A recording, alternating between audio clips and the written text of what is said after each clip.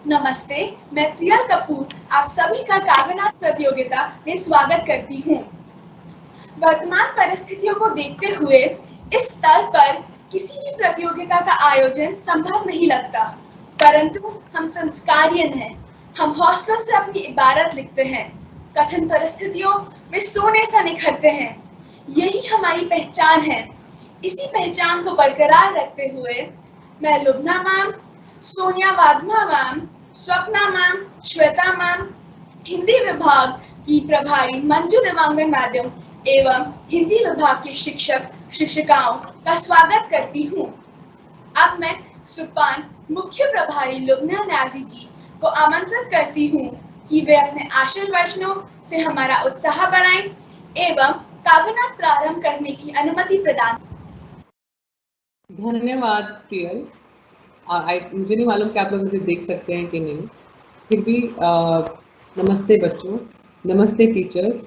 मैं प्रियल की बात से बिल्कुल सहमत हूँ कि संस्कारियंस के हौसले बहुत बुलंद हैं और आज काव्यनाथ प्रतियोगिता के इस मंच पे आप सभी विद्यार्थी इस बात के प्रमाण के रूप में उपस्थित हैं। हम लाइव हैं, पर फिर भी बहुत सारे बच्चे हैं यहाँ पर। मैं सबसे पहले भारती मैम और श्रद्धा मैम का आज की प्रतियोगिता में स्वागत करती हूँ, जिन्होंने अपने अमूल्य समय हमें प्रदान किया। साथ ही सभी प्रतिभागियों को आज की प्रतियोगिता के लिए तहे दिल से शुभकामनाएं देती हूँ। मेरी तरफ से प्रतियोगिता शुरू करी जाए। धन्यवाद। मैं कक्षा 6वीं A में पढ़ती हूँ। मेरी कविता का शीर्षक है बचपन की वो सुनहरी यादें। इस कविता के कवि मेरे पिताजी डॉक्टर वीरेंद्र सिंह चौधरी हैं। यह उनके द्वारा एक स्वरचित कविता है। इस कविता से वे बचपन के अलहड़पन एवं उदार हृदय की व्याख्या कर रहे हैं। बचपन का संसार जिसमें न धर्म है, न जाति और न ही भौतिकवादी सोच का वर्णन किया गया है। बचपन की वो सुनहरी यादें, बचपन की वो सुनहरी यादें, वो थिरकते दिन और वो नाचती रातें, जब पक्षी की धुन में खुलते थे नैना और लोरी के ताल पे सोते थे रहना, जब ओस की बूंद भी लगती थी मोती और सिक्कों की खनक भी लगती थी खोटी। बेपरवाह थे जीते, बेवजह थे हंसते, जब खिलौने थे महंगे और हीरे थे सस्ते। पतंग सा लहराना और आसमां को छूना, ऐसे थे सपने और ऐसा था उड़ना।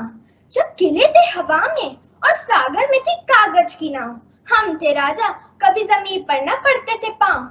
वो पापा का डांटना और दादी का दुलारना, वो मम्मी का मारना और दादू का पुचकारना, ये रिश्तों की मिट्टी ने हमको है पाला और बन के ढाल हर मुश्किल से है निकाला। वो होली के रंग और दिवाली के बम, वो क्रिसमस का केक और ईद का नेक, हर दिवाली में था अली, हर रमजान में था राम। ऐसी थी रातें और ऐसी थी शाम, ना था धर्म ना थी जात, हर व्यक्ति था इंसान। अरे बुराइयों को भूल अच्छाइयों से होती थी पहचान, अतिथि का सत्कार और बड़ों का सम्मान, मर्यादा सीखो यही था माँ बाप का अरमान। ऐसा था बचपन और ऐसी है यादें, जीवन की धुन हर सरगम को है बांधे। बचपन की वो सुनहरी यादें, वो थिरकते दिन और वो नाचती रातें। धन्यवाद। प्रसिद्ध कवि दंपति मालविका जोशी और सच्चिदानंद जोशी की ये साझा काव्य रचना हमें हमारी उसी मुस्कुराहट की याद दिलाने की कोशिश कर रही है। मुस्कुराओ मुस्कुराओ, बस तुम मुस्कुराओ, भोर के उजास की तरह मुस्कुराओ, फूलों की सुगंध की तरह मुस्कुराओ, पवन की शीतलता की तरह मुस्कुराओ, जल की निर्मलता की तरह मुस्कुराओ। मुस्कुराओ बस तुम मुस्कुराओ, ताल से ताल मिला के मुस्कुराओ, जीवन के छंद बनकर मुस्कुराओ, गति और लय बनकर मुस्कुराओ, प्रकृति का गान बनकर मुस्कुराओ। मुस्कुराओ बस तुम मुस्कुराओ। मुस्कुराओ जब आंखें नम हो, मुस्कुराओ जब जिंदगी में कोई गम हो, मुस्कुराओ जब दिल जोर से धड़के, मुस्कुराओ जब पत्ता कहीं खड़के। मुस्कुराओ बस तुम मुस्कुराओ। मुस्कुराहट छुपा देती है दर्द के एहसासों को, मुस्कुराहट दबा देती है धूप के तपिश को, मुस्कुराहट देती है सहारा आंधी तूफानों में, मुस्कुराहट देती है हौसला कठिन बियाबानों में। मुस्कुराओ बस तुम मुस्कुराओ। चौराहे पर बिकता ईमान दे, दर्द से तड़पता इंसान देख, भूख से तड़पता बच्चा देख, सर हद पर लुटता सुहाग देख, छिपाकर अपने सारे आंसू मुस्कुराओ बस तुम मुस्कुराओ। दर्द में भी मुस्कुराना हिम्मत का काम है, हार में भी मुस्कुराना जीत का पैगाम है, मुश्किल में भी मुस्कुराना हौसले का नाम है, मौत के सामने मुस्कुराना जिंदगी का अंजाम है।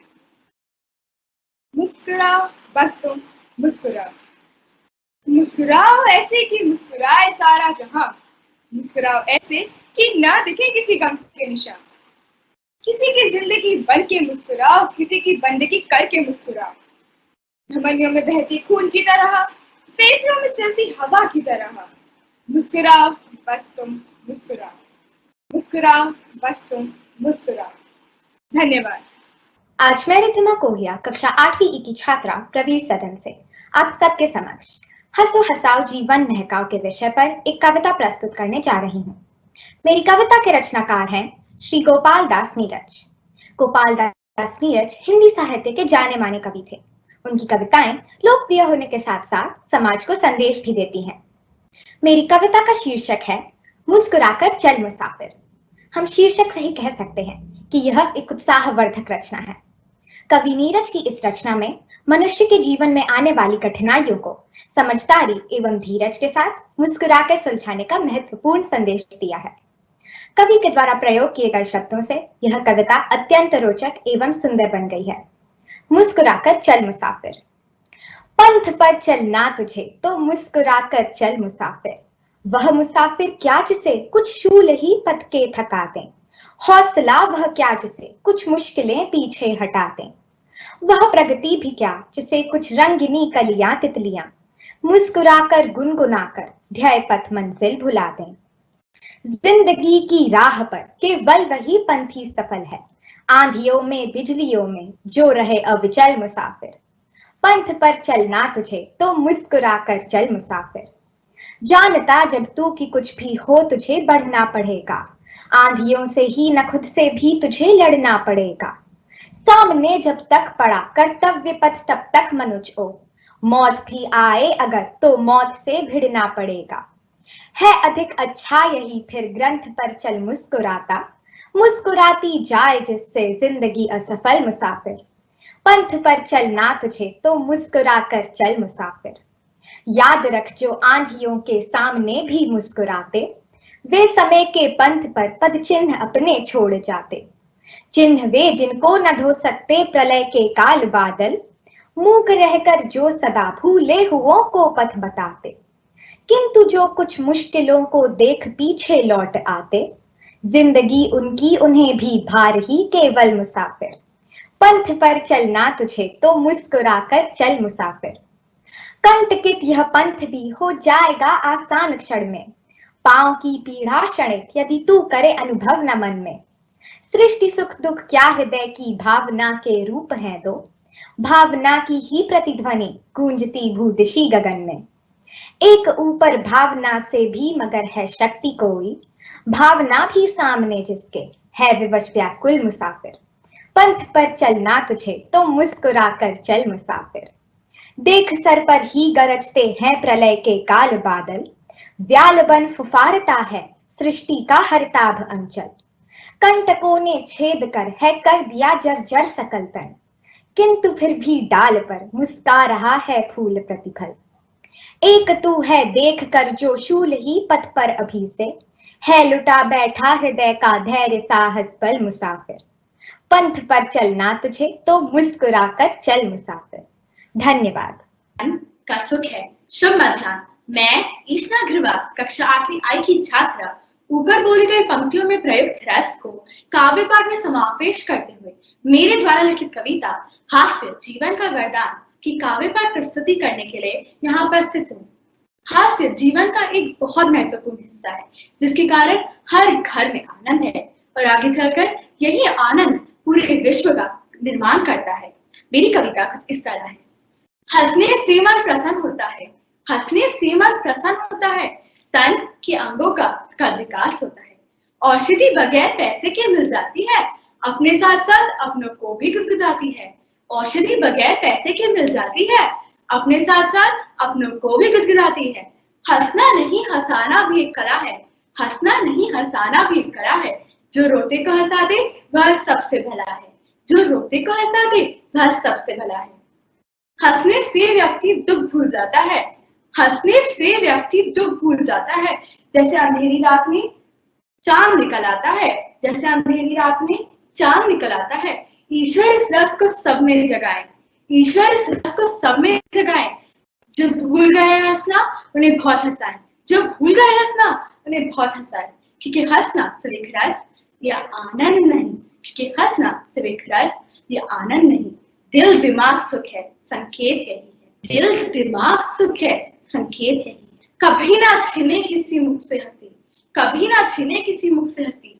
सदा मुस्कुराए मानवता बिखरी मैत्री की हंसी, सदा मुस्कुराए मानवता बिखरी मैत्री की हंसी। घर घर से खिलखिलाने की आवाज आए, घर घर से खिलखिलाने की आवाज आए। धरा के संग गगन भी मुस्कुराए, धरा के संग गगन भी मुस्कुराए।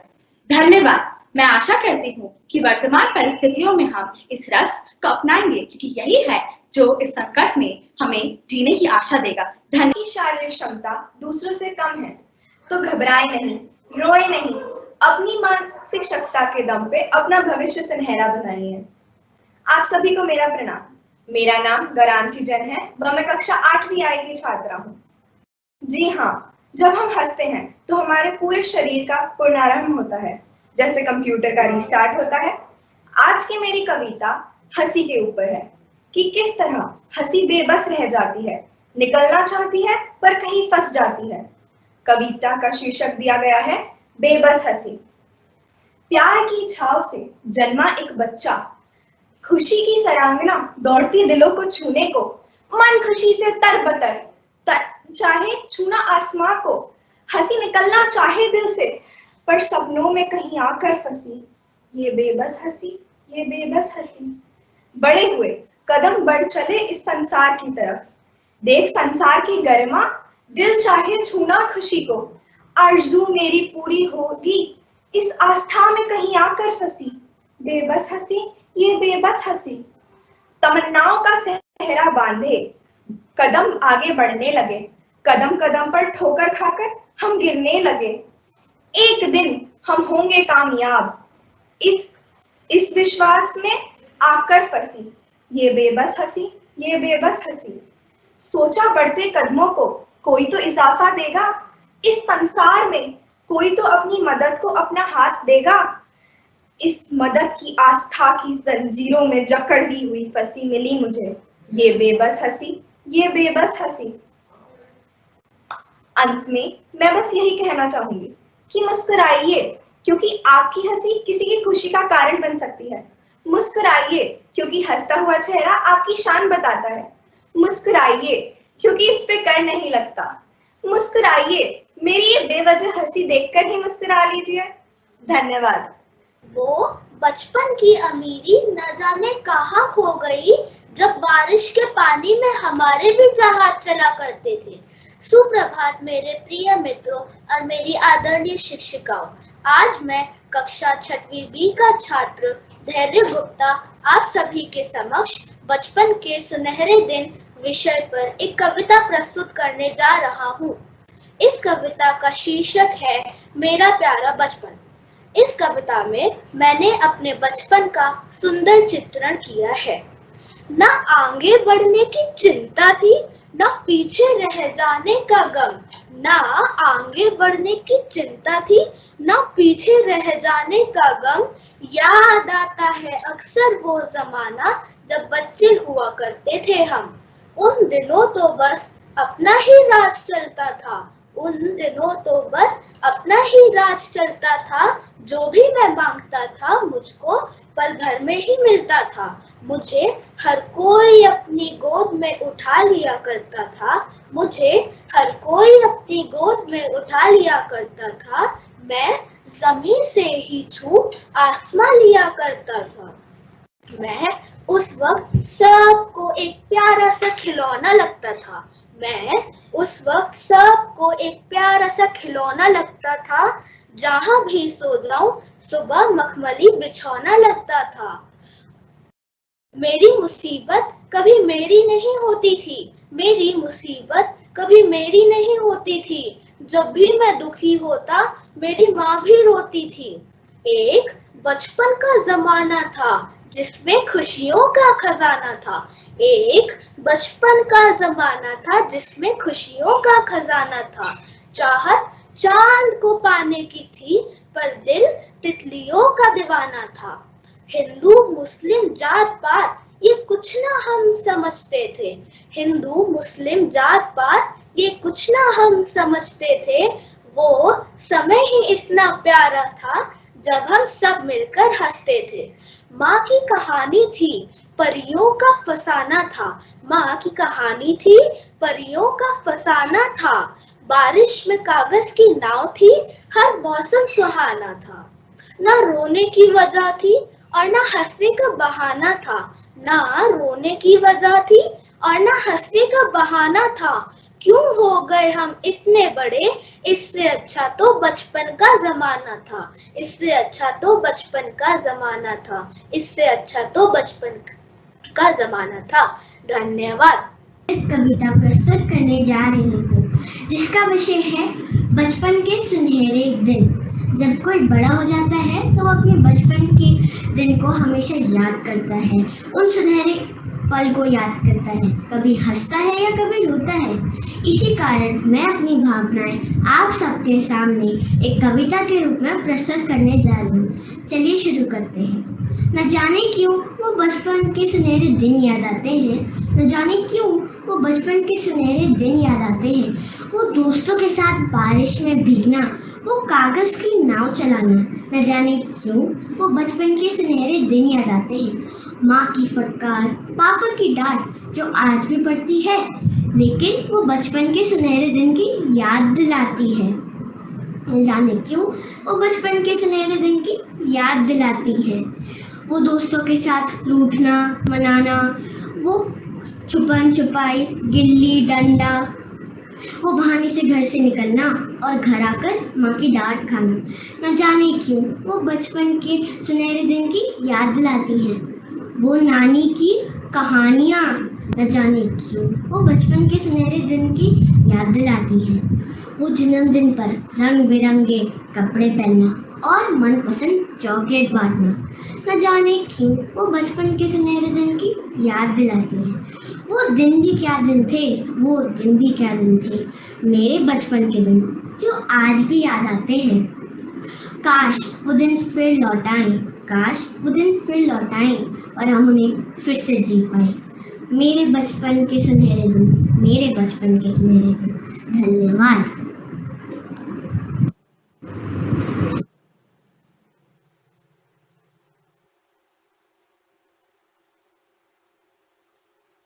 ध्यान मेरे आदरणीय शिक्षकगणों एवं मेरे प्रिय मित्रों, मैं नित्य शुक्ला कक्षा 7 से आज आपके सामने एक कविता प्रस्तुत करने जा रही हूँ जिसका नाम है आओ योग का लाभ उठाएं। इस कविता के माध्यम से कवि हमें योग का महत्व बताना चाह रहे हैं। कविता कुछ इस प्रकार है। सबसे पहले इस दुनिया को योग सिखाया भारत ने, योग ही है एक अद्भुत शक्ति, एहसास कराया भारत ने। जाति मजहब से ऊपर उठकर आओ योग का लाभ उठाएं, आओ योग का लाभ उठाएं। स्वस्थ रहे तन, स्वस्थ रहे मन, चिंता फिकर को दूर भगाएं। नृत्य नियम से योग करें, हम भारतवर्ष को स्वस्थ बनाएं। स्वास्थ्य हमारा अच्छा है तो सारा कुछ अच्छा है, रोग ग्रसित अब नहीं एक भी भारत में हो बच्चा। सूर्य उदय से पहले निपटे सारी नित्य क्रिया, सदा निरोगी काया जिसकी जीवन में ही जिया। ये सच है मानव जीवन का, योगी है सर्वोत्तम व्यायाम, योगी इंसानी काया को देता नए नए आयाम। योग कारीगर होता है बर्फीली चट्टानों में, योग कारीगर होता है तपती रेगिस्तानों में। योग का बस उद्देश्य ही है ये अनमोल शरीर ना बिगड़े, थोड़ी सी कसरत करने से जिस्म को कोई रोग ना पकड़े। हवा और पानी दूषित हो ऐसा कुछ ना करें हम, चलो संभल कर थोड़ा तो यह दुनिया बड़ी महंगी। सुख से जिए और सुख से ही हम जीने दें, वेद पुराण शास्त्र सारे ये बतलाते हमको। ईश प्रदत्त शक्ति साधन का हम उपयोग करें, आओ योग का लाभ उठाएं, आओ योग का लाभ उठाएं। धन्यवाद।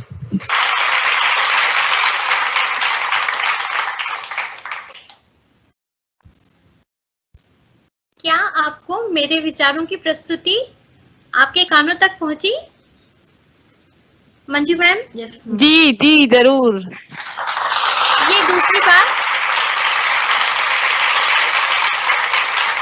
बिल्कुल, धन्यवाद धन्यवाद। अपने आशीर्वचनों का लाभ दीजिए। सबसे पहले तो मैं आज प्यारे बच्चों का अभिनंदन करती हूँ, अभिवादन करती हूँ, क्योंकि ये वो बच्चे हैं जो हम सबको गौरवान्वित कर रहे हैं और एक नई पीढ़ी में नए कवियों की बाहर ला रहे हैं। तो मेरे प्यारे बच्चों, हमारे शिक्षक, हमारे गुरुजन आप सबके लिए जो भी कर रहे हैं वह हमारा दायित्व है, वह हमारा कृतित्व है। पर अपने गुरुजनों, अपने अभिभावकों का सम्मान करके आप जो भी आज सीख रहे हैं उसे अपने हृदय में संजो रहे हैं, यह बहुत बड़ी बात है। और मैं सोचती हूँ कि इस तरह अपने बड़ों का आशीष लेके आपका विकास पथ मंगलमय होगा, आशीषों से भरा होगा और सफलता की ओर अग्रसर होगा। आज के कार्यक्रम के लिए, आज के काव्य नाद के लिए आप लोगों ने जिन विषय वस्तुओं का चयन किया वे बहुत अच्छी थी। तीनों ही अपने आप में अनोखी हैं। मैं करुणा जी को बहुत बहुत धन्यवाद देती हूँ कि करुणा जी ने इस समय में जितना इस विश्व को विध्वंस की ओर धकेला है, उससे भी कहीं बेहतर है कि उन्होंने हम सभी को एक बार फिर से बचपन जीने का आशीष भी दिया है।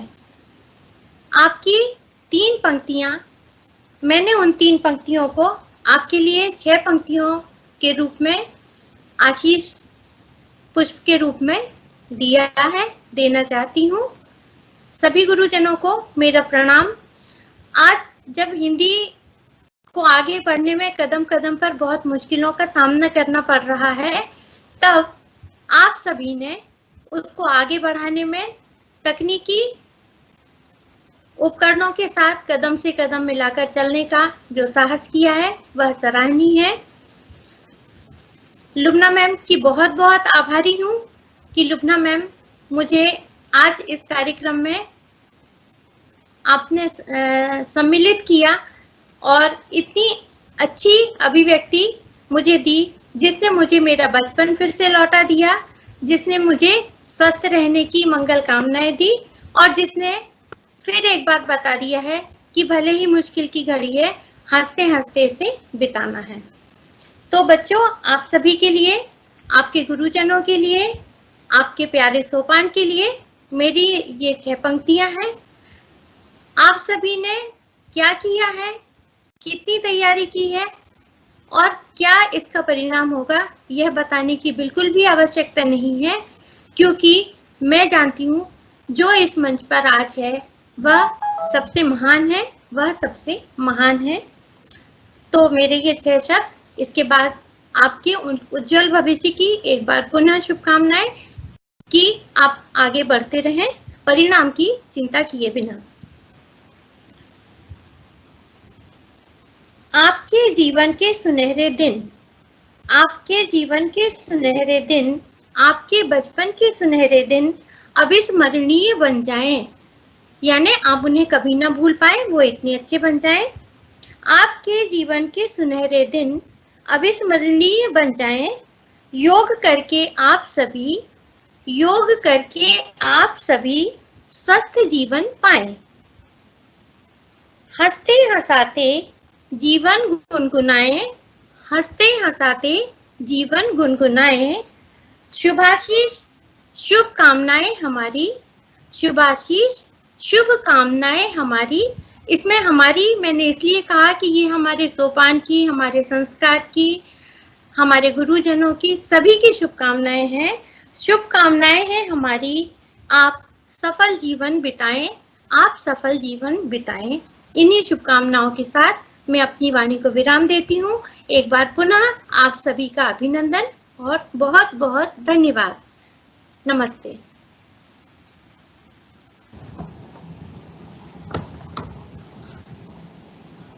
अच्छा संचालन कर रही हो, बहुत अच्छा लग रहा है तुम्हें सुनना। Thank you ma'am. Lubna ma'am, आपके कुशल निर्देशन से ये बिल्कुल अनूठा आयोजन था और हम सबके लिए एक पहला अनुभव था। तो ये पहला अनुभव पहले प्यार की तरह हमेशा मेरी स्मृति में रहेगा। लुब्ना मैम थैंक यू। और मंजू, मुझे ये आमंत्रण आपने भेजा, मुझे इसकी बहुत प्रसन्नता है। मैं बहुत अभिभूत हूँ। बहुत सुंदर सुंदर कविताएं सुनने को मिली।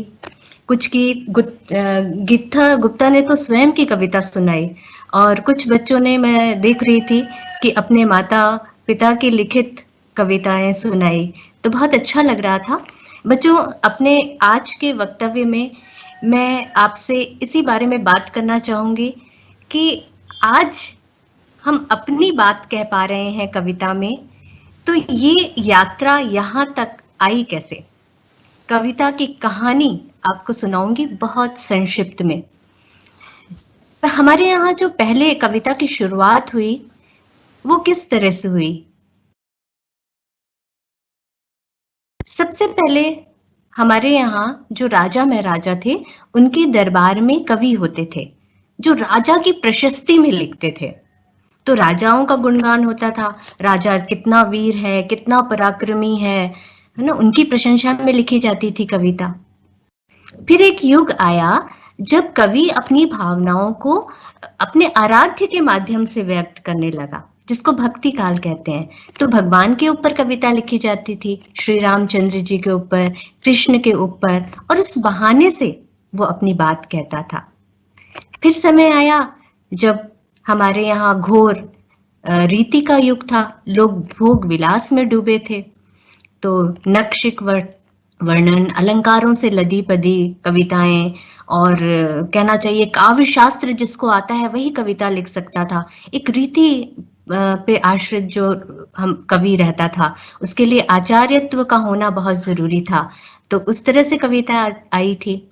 फिर बाद में आता है आधुनिक काल, लेकिन इसमें भी जो है बहुत सी प्रवृत्तियां हैं, जैसे कि उन दिनों मनुष्य अपने बेसिक नेचर से दूर होता जा रहा था।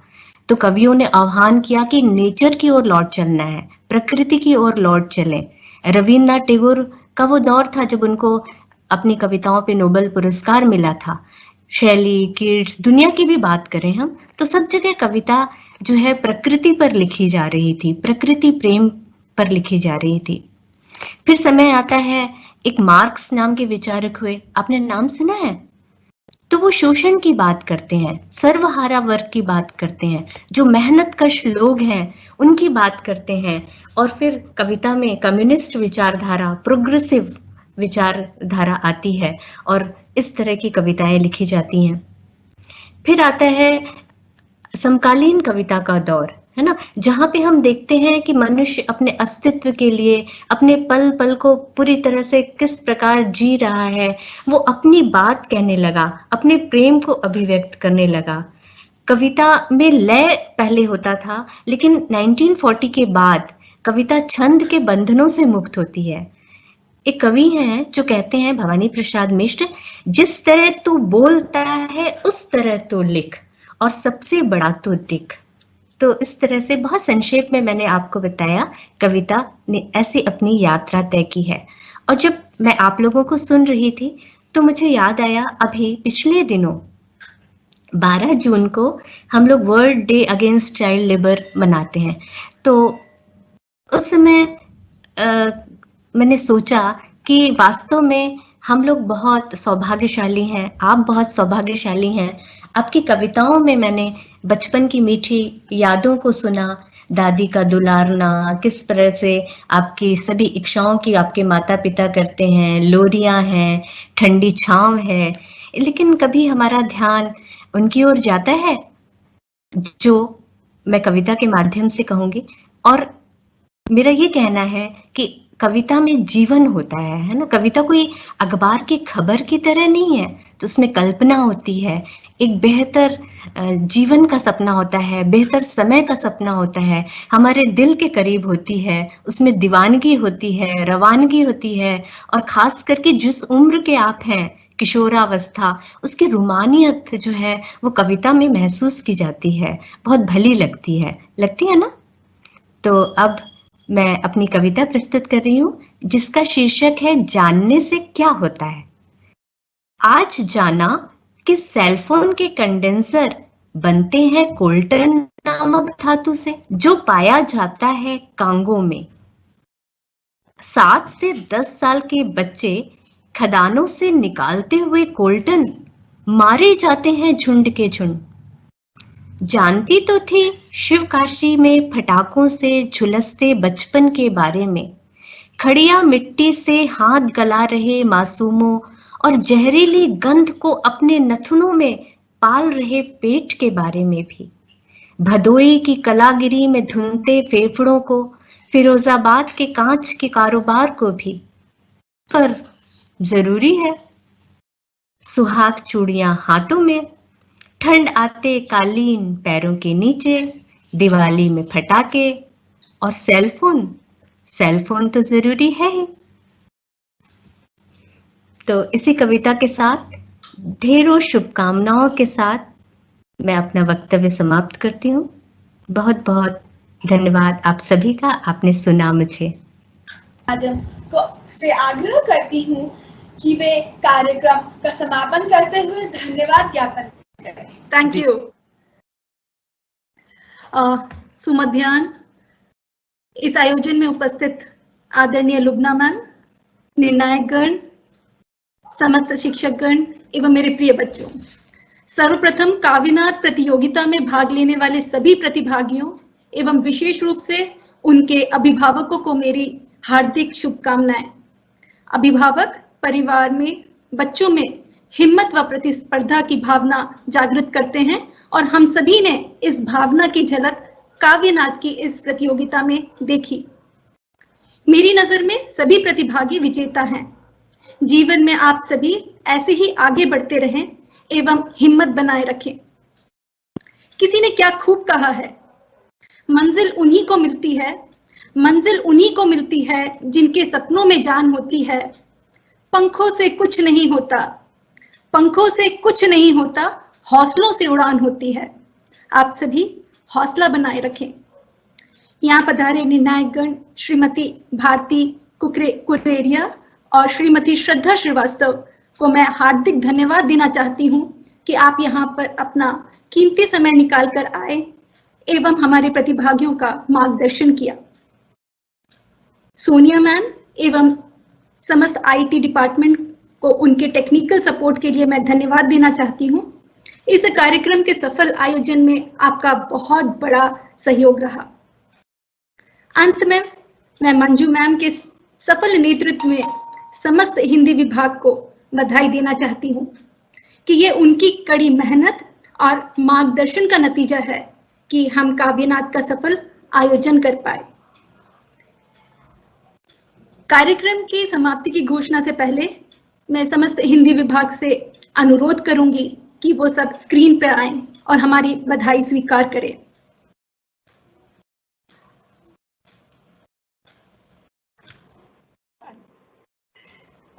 धन्यवाद।